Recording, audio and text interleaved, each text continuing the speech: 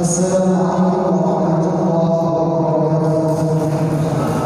Alhamdulillah wa nasta'inuhu wa na'udzu billahi min shururi anfusina wa min sayyiati a'malina. Man yahdihillahu fala mudilla lahu wa man yudlil fala hadiya lahu. Asyhadu an la ilaha illallah wahdahu la syarika lahu wa asyhadu anna Muhammadan 'abduhu wa rasuluh. Yang kemuliaan Al-Mukarram Ustaz Abdul Haris Al-Sabi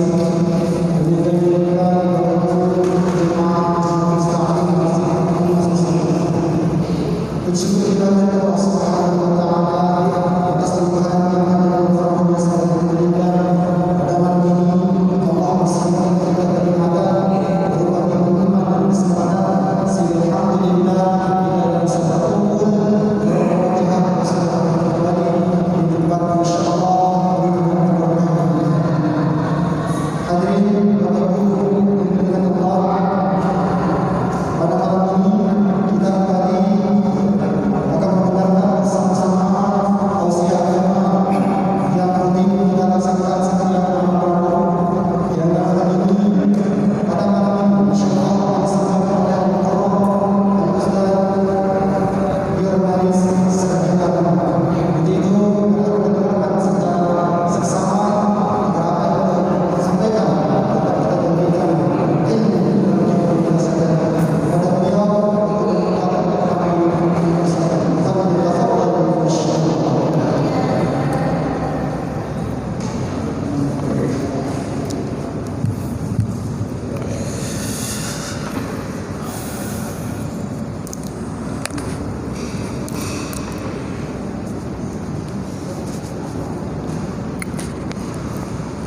Astaghfirullahaladzim. Assalamualaikum warahmatullahi wabarakatuh.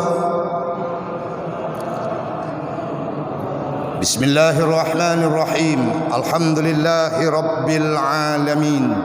Alladzi khalaqal mauta wal hayata liyabluwakum ayyukum ahsanu amala. Ashhadu an la ilaha illallah wahdah wa ashhadu anna Muhammadar Rasulullah la nabiyya ba'dah. Allahumma fasalli wa sallim wa barik ala Muhammad wa ala alihi wa ashabihi ajma'in. Qala Allah ta'ala fil Qur'anil Karim, a'udzu billahi minasy syaithanir rajim.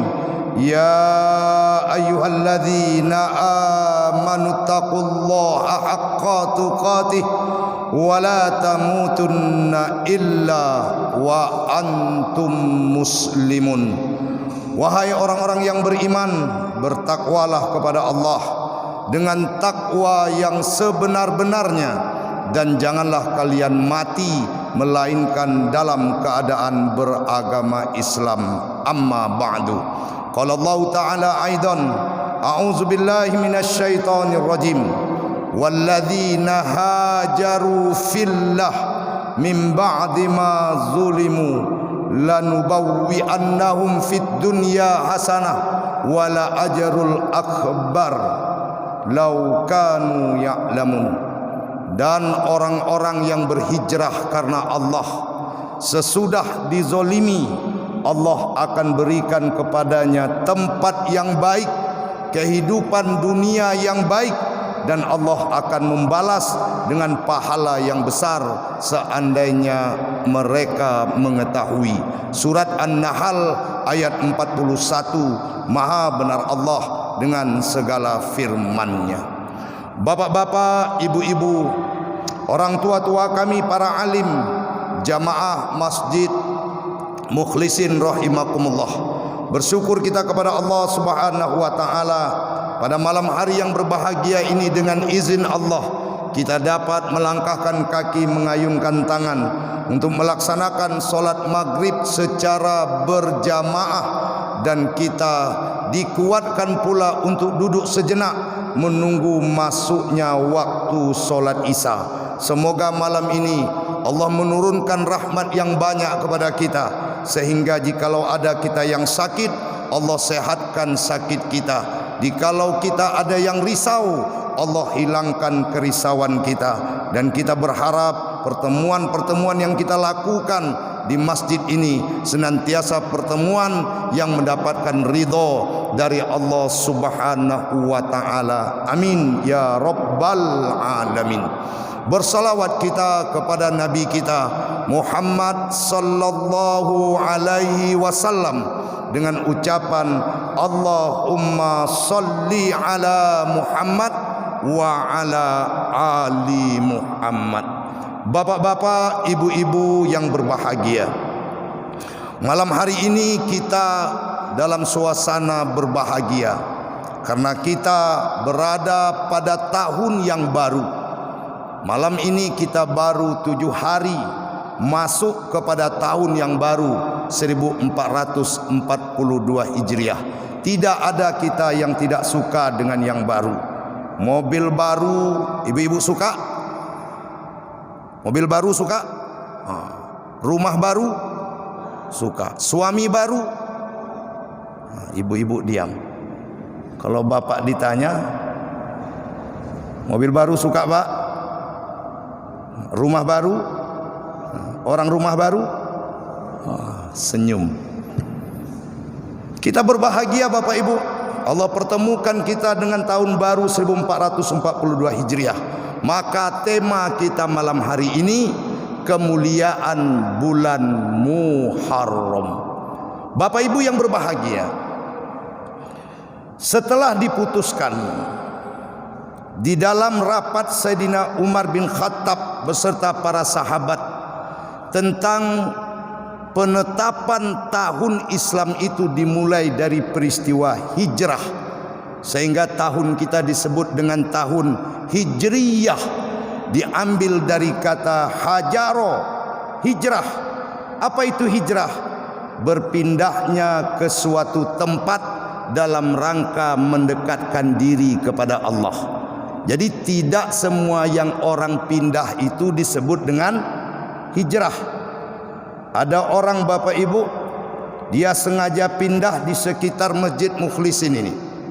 Lalu setelah rumahnya di dekat Masjid Mukhlisin, tetapi dia tidak juga datang memenuhi seruan azan di masjid itu. Ini namanya bukan hijrah, tapi namanya naqala, pindah. Jadi tidak semua pindah itu yang disebut hijrah. Jadi hijrah itu dengan kita berpindah, dekatlah diri kita kepada Allah. Nah, Rasulullah SAW dia pindah dari Makkah menuju ke Madinah, semakin dekat dengan Allah dan mendapatkan kemenangan sehingga Yasrib berubah nama menjadi Madinatul Munawwarah.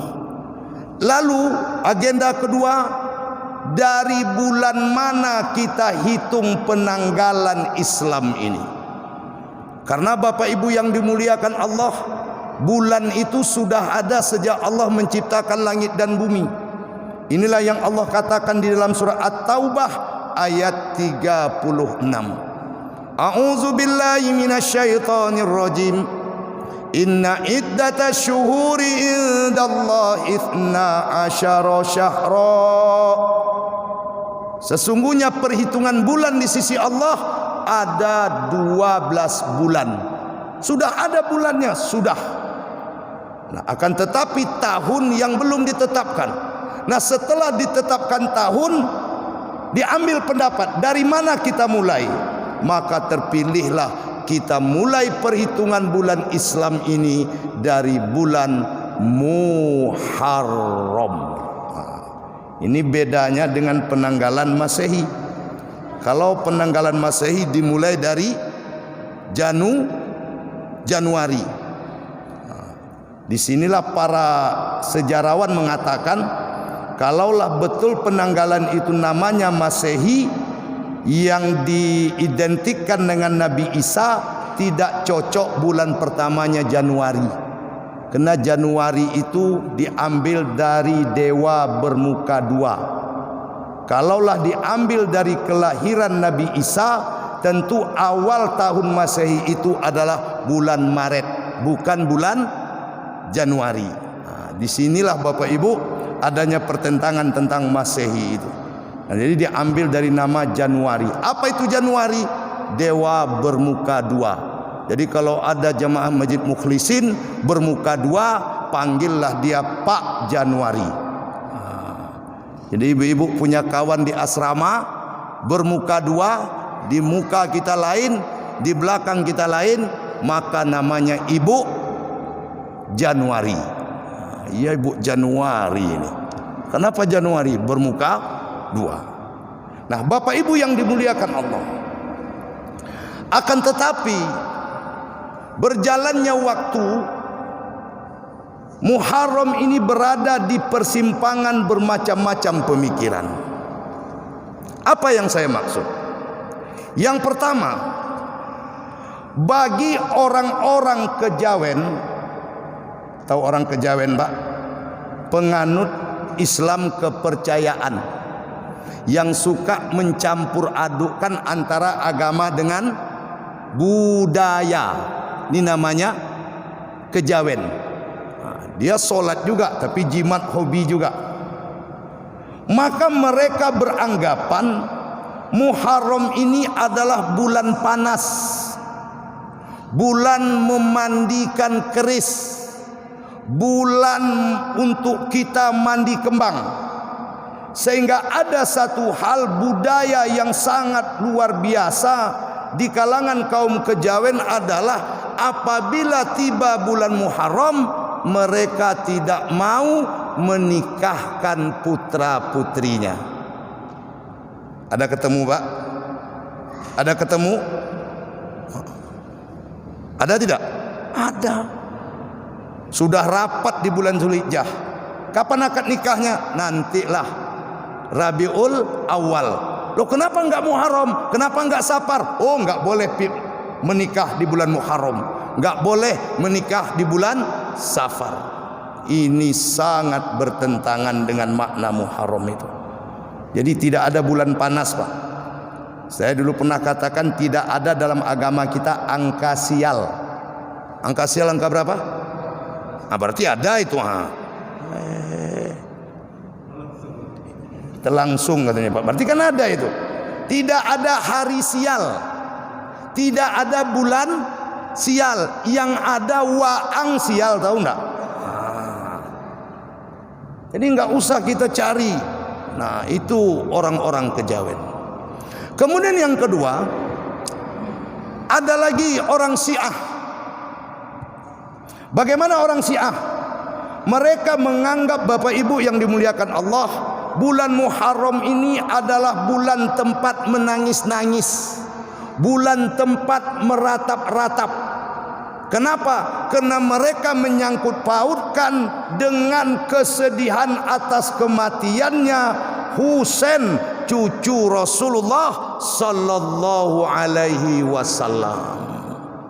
Bapak Ibu, kita juga sedih kok Husain itu meninggal.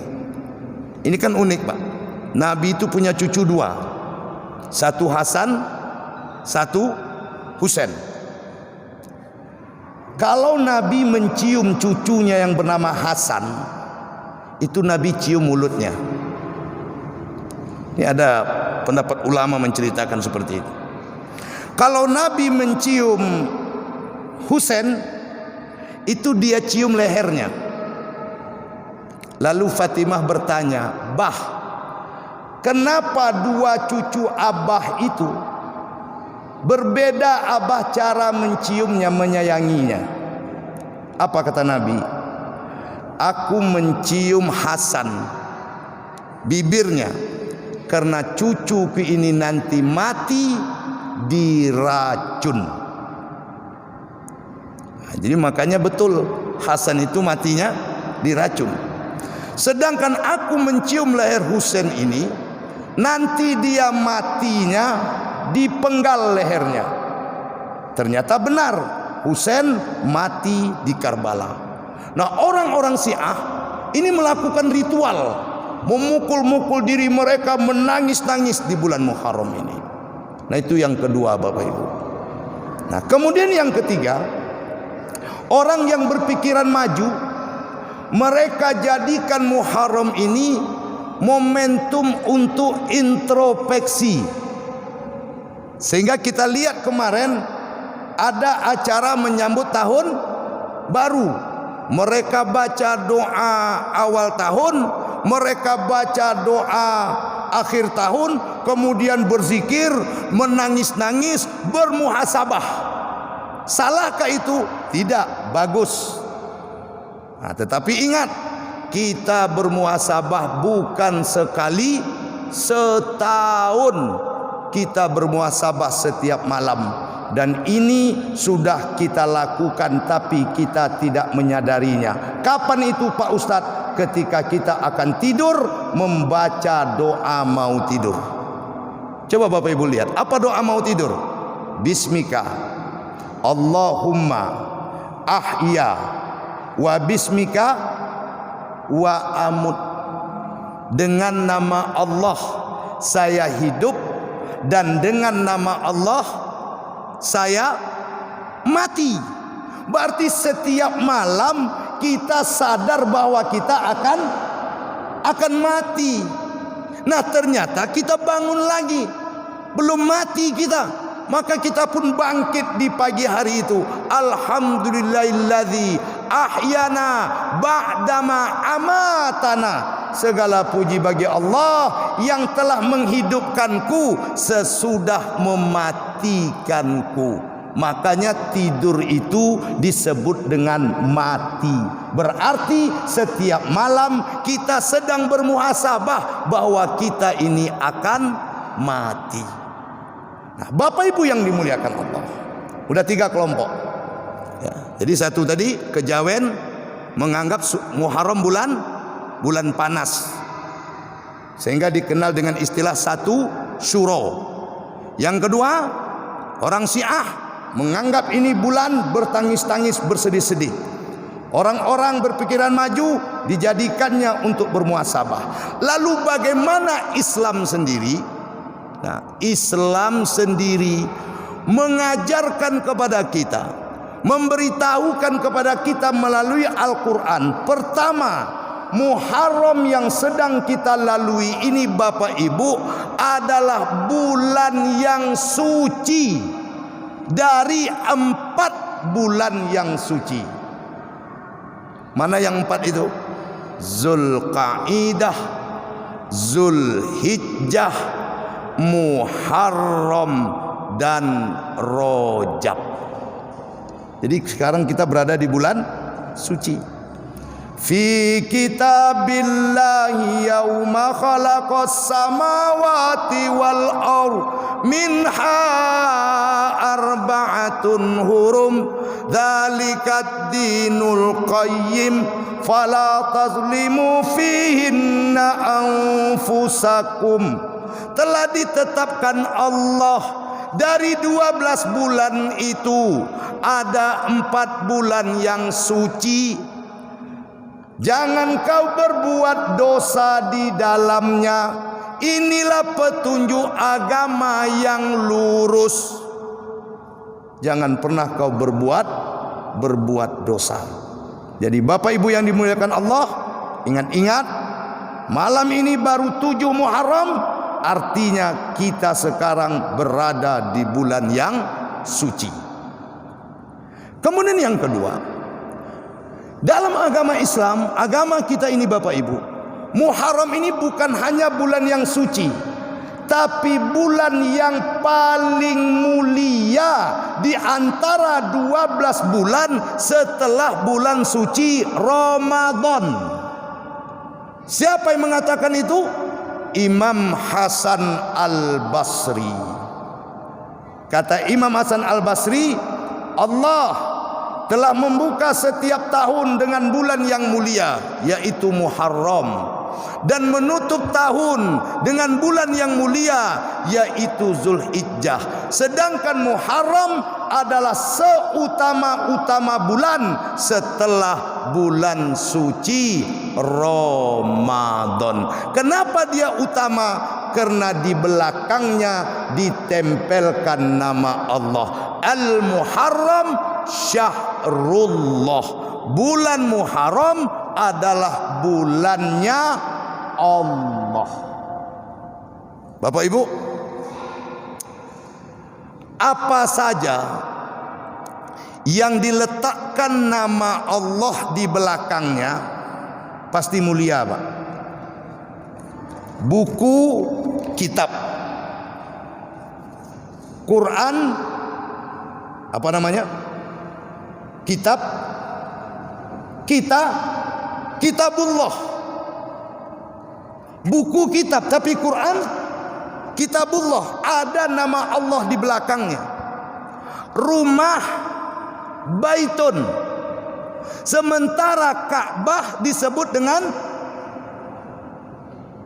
Baitullah, rumah Allah, berarti mulia. Nah, begitu juga Zulhijjah tidak disebut dengan Syahrullah, Sya'ban tidak disebut dengan Syahrullah, Rajab tidak disebut dengan Syahrullah, tapi Muharram disebut dengan Syahrullah. Apa Syahrullah? Bulan Allah. Kemudian berikutnya, Muharram ini mulia dikarenakan di bulan inilah puasa yang paling utama dari setelah puasa Ramadan. Afdalus siyamu ba'da Ramadan, seafdal-afdal puasa setelah bulan suci Ramadan adalah puasa di bulan Muharram. Jadi saya ingin ingatkan Bapak Ibu, ya, ada kesempatan hari ini 7 hari kita berpuasa, Bapak Ibu. Kapan itu Ustadz? Pertama, Kamis besok. Kamis besok puasa apa? Puasa Kamis. Sama dengan 1 Muharram semalam hari Kamis. Kita juga puasa Kamis, bukan puasa 1 Muharram. Karena hadis yang mengatakan barang siapa puasa terakhir bulan Zulhijjah, puasa awal Muharram, seolah-olah berpuasa 5 tahun, itu ulama sepakat hadis itu ditolak. Jadi yang ada apa Pak Ustadz? Nanti. Jadi Kamis kita puasa, niatnya puasa Kamis. Kemudian Jumat ini kita puasa. Ini baru masuk dalam puasa Muharram. Apa niatnya? Puasa Tusu'a. Puasa apa Pak? Hah? Payah menyebutnya Tusu'a? 9 Muharram aja lah bilang. Kemudian Sabtu kita puasa lagi. Ini puasa yang paling utama, namanya Asyura. Ini sengaja aku puasa Asyura karena Allah. Sejarahnya Bapak Ibu, sejarahnya Nabi awalnya hanya berpuasa Asyura. Dia berjalan di kota Madinah, lalu melihat orang-orang Yahudi berpuasa. Nabi bertanya, puasa apa kalian? Kami puasa Asyura. Ada apa? Hari ini Nabi kami Musa alaihissalam selamat dari kejaran Fir'aun.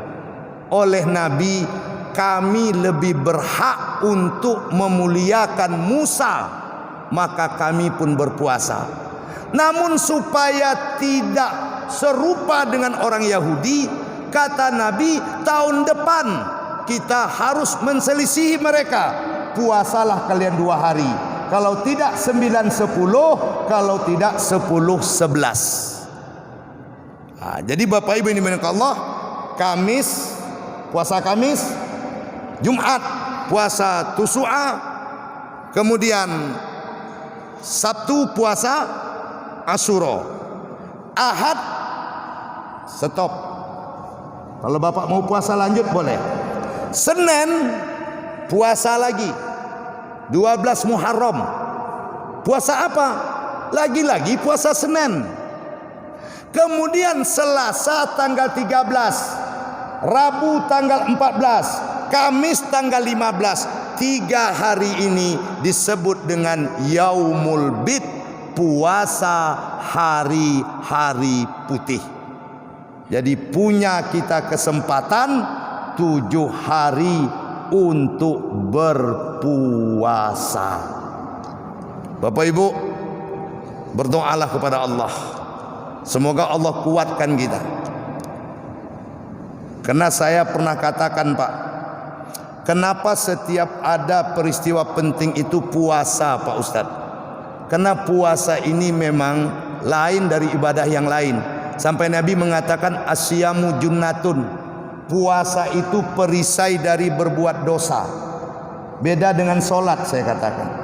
Kalau solat, Pak, kita Bapak Ibu masih bisa berdosa. Contoh, Bapak solat berjamaah, lalu ada orang di samping, dia entah lupa entah tidak mengerti, siap makan jengkol, tidak gosok gigi, ikut solat berjamaah, dan bacaannya pun berdesus-desus, alhamdulillah ya rabbil alamin ar-rahman. Terbaulah napasnya ke kita. Jujur, kesal kita atau cuek, Pak? Jujur, kesal atau cuek? Kalau cuek, Pak, begini man Bapak tuh. Angkat tangan saya itu, Pak. Pasti kita unde maaf Pak sabalah ko ya Allah, bau patu ya Allah. Sedang sholat orang bisa berdosa. Banyak lagi kasus lain. Ya. Imam misalnya terlalu panjang, berdosa juga kita kadang-kadang. Dia ndak tahu nio capek ya Allah, ngapolo solat siko tadi mandi. Tapi puasa dijamin kita nggak mau bikin dosa, Pak. Ibu-ibu sedang puasa, ada orang ngajak ghibah, mau nggak? Bu, mau nggak? Jangan ceritakan orang, aku sedang puasa. Sorry lah ya, aku sedang puasa. Kalau perlu juga kau ceritakan, tunggulah nanti malam habis buka ya. Ini kelebihan puasa itu. Ya. Makanya sebaik-baik puasa adalah puasa Nabi Daud. Sekali puasa, sekali berbuka, rahasianya di situ, Pak. Ketika kau berpuasa, kau akan jauh dari perbuatan dosa. Nah, Bapak Ibu yang dimuliakan Allah. Kemudian di Muharram ini ada hari istimewa tanggal 10 yang disebut dengan hari Asyura itu. Di situ banyak amalan-amalan sunnah. Karena di situ hampir seluruh peristiwa-peristiwa besar terjadi. Peristiwa yang mana, Pak Ustadz? Kata para ulama kita, diterimanya taubat Nabi Adam alaihissalam itu terjadi pada tanggal 10 Muharram. Berapa dosa Nabi Adam? Berapa dosa Nabi Adam? 1. Begitu Allah katakan, Adam, kau diam di surga. Kun anta wa zaujukal jannah wa kula minha ragadan haitsu syi'tuma. Kau tinggallah di surga ini, Adam, nikmati seluruh fasilitas yang ada, kau nikmati, Adam. Tapi ingat, pohon yang satu ini jangan kau dekati. Tapi Adam lupa. Tercampaklah dia, jatuh di India. Sementara ibunda Hawa jatuh di Jeddah. Berpuluh-puluh tahun lamanya Adam bertaubat. Taubat dia inilah yang selalu kita baca dalam doa. Rabbana zalamna anfusana wa illam taghfir lana wa tarhamna lanakunanna minal khasirin. Rabb kami telah zalim kepada diri kami. Apa zalim itu? Zalim itu lawan katanya adil. Apa adil? Apa adil? Bapak punya anak satu SD, satu SMA, belanjanya sama-sama 10.000. Adil atau tidak? Hei Pak, jawablah biar seolah-olah banyak kita ini. Ya. Walaupun tak banyak, tapi seolah-olah banyak. Hah? Satu anak bapak SD, satu SMA, sama-sama belanjanya 10.000. Adil atau tidak? Tidak. Kenapa? Adil itu artinya meletakkan sesuatu pada tempatnya. Itulah adil. Sementara zolim meletakkan sesuatu tidak pada tempatnya. Jadi itu Pak yang disebut dengan zolim. Jadi jangan Bapak Ibu, aku ini jadi orang terzolimi. Tengok dulu dari segi mana kau terzolimi. Ini kita kan sering itu udah jadi bahasa Indonesia itu. Wah ini zalim, ini zalim. Nah, zalim itu artinya tidak meletakkan sesuatu pada tempatnya. Nah Nabi Adam mengatakan seperti itu. Rabbana zalamna anfusana, Rabb kami telah zalim kepada diri kami. Wa illam taghfir lana wa tarhamna, kalau kau tak ampuni kami, tidak sayangi kami, lanakunna minal khasirin, jadilah kami orang yang merugi. Ada yang mengatakan Bapak Ibu 40 tahun lamanya Nabi Adam menangis membaca doa itu, baru Allah kabulkan. Ternyata dosanya cuma satu. Pertanyaannya, kita dosa kita berapa Pak? Yang tidak berdosa tunjuk tangan. Yang tidak berdosa tunjuk tangan tinggi-tinggi. Saya pastikan itu orang gila. Jadi kalau ada orang mengaku tidak berdosa, dipastikan dia orang. Kenapa? Karena yang tak berdosa itu orang. Makanya Bapak kalau ambil surat kuning di rumah sakit jiwa, tak pakai helm pun Bapak naik Honda nak kena tangkap tuh Pak. Betul tidak? Mana SIM? Tengok surat kuning tuh. Kata polisi, oh, orang gila mah lewat. Jadi kalau ada Bapak Ibu mau bebas, nah, bawalah surat kuning itu. Nah, Nabi Adam alaihissalam diterima taubatnya. Kemudian yang kedua, hampir sama dengan Adam doanya. Apa itu? Dikeluarkannya Nabi Yunus alaihissalam dari perut ikan. Nah, kita baca dalam sejarah di Al-Quran diceritakan Nabi Yunus ditelan. Nah, jadi bukan dimakan. Kalau dimakan mati Pak. Ini ditelan. Masuk ke dalam perutnya. Lalu Nabi Yunus pun berdoa, La ilaha illa anta subhanaka inni kuntu minaz zalimin. Tidak ada ilah kecuali engkau, sesungguhnya aku termasuk orang-orang yang zalim. Itulah zikir Nabi Yunus ketika berada di dalam perut ikan itu. Allah keluarkan dia. Peristiwa itu juga terjadi pada tanggal 10 Muharram. Nah, cuman ada yang perlu kita ambil pelajaran Bapak Ibu. Apa dikatakan oleh Imam Ja'far As-Shadiq? Aku heran melihat manusia. Mereka kadang-kadang ditimpa kesedihan, tetapi mereka tidak mau membaca La ilaha illa anta subhanaka inni kuntu minaz zalimin. Jadi kalau ada bapak ibu saya ditimpa kesedihan, entah kesedihan apa saja, berzikirlah dengan zikir Nabi Yunus alaihissalam. Kemudian Allah subhanahu wa ta'ala mengeluarkan Nabi Yusuf alaihissalam dari penjara. Ini juga terjadi pada bulan Muharram. Allah subhanahu wa ta'ala menyelamatkan Ibrahim, juga terjadi pada bulan Muharram.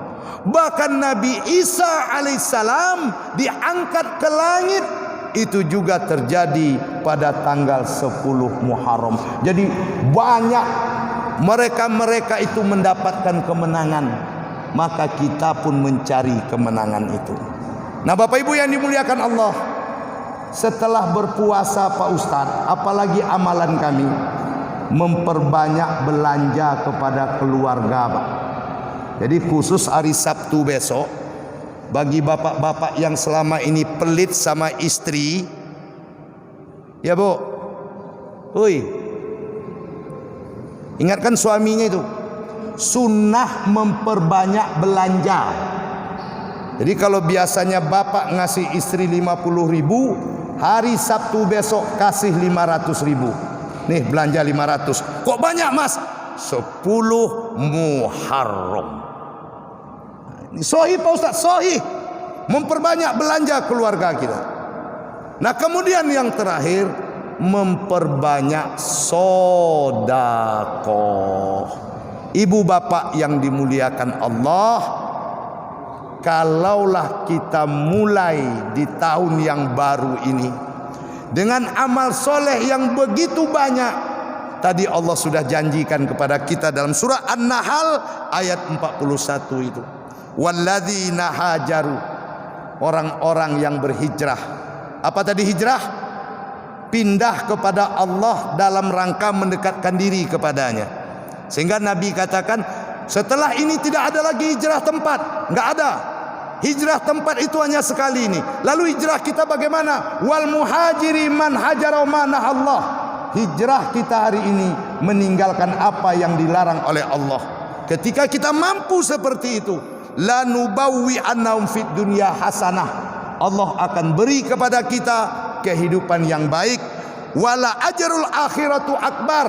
Di akhirat kita akan mendapatkan balasan yang besar. Jadi Bapak Ibu yang dimuliakan Allah, marilah kita sambut, kita lakukan, kita buat, kita semangatkan ibadah kita di bulan Muharram yang mulia ini. Kalau Bapak Ibu tak sanggup puasa 7 hari yang tadi saya katakan, paling tidak 2 hari Pak, Jumat dan Sabtu. Kalau tak bisa juga 2 hari, 1 hari saja Pak. Ini udah yang paling mada itu Pak. Nah, tanggal 10 Sabtu saja. Kalau 10 itu enggak juga, itu terserah Bapak Ibu lah ya. Kami hanya bisa mengingat-ingatkan kita. Inilah kajian kita malam ini. Semoga bermanfaat, dan saya ingin mengucapkan selamat tahun baru Islam 1442 Hijriah. Semoga tahun ini lebih baik daripada tahun sebelumnya. Dan kalaulah tahun ini Allah memanggil kita, semoga Allah panggil dengan panggilan husnul khotimah. Amin ya rabbal alamin. Lebih kurang mohon maaf. Subhanakallahumma rabbana wa bihamdika asyhadu an la ilaha illa anta wa astaghfiruka wa atubu ilaik. Assalamualaikum warahmatullahi wabarakatuh.